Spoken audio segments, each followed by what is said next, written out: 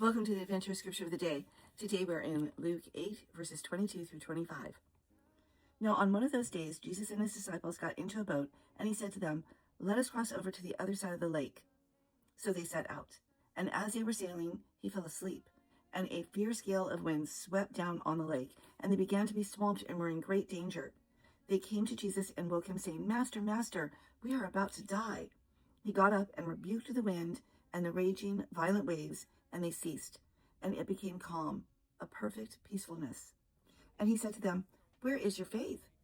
They were afraid and astonished, saying to one another, "Who then is this, that he commands even the winds and the sea, and they obey him?" Now they were surprised because people didn't do that normally, even people who were godly.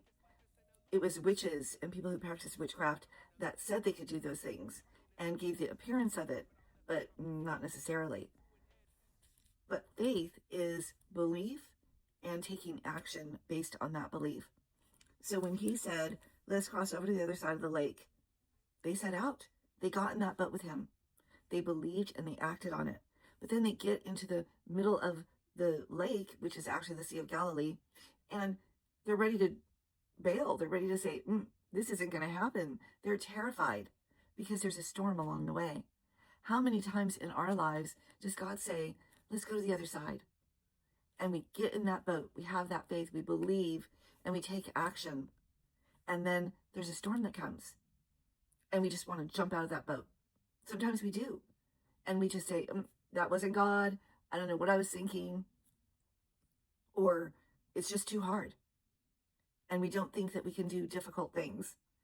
But God said, "Let's go to the other side." And that means you're going to get to the other side, even with the storms raging. When you're in that boat, don't jump out. Stay in that boat. Even in the fog, believe what you knew in the light. Even when it's dark, don't forget. Let him calm the storms in your mind and your heart and bring his perfect peacefulness.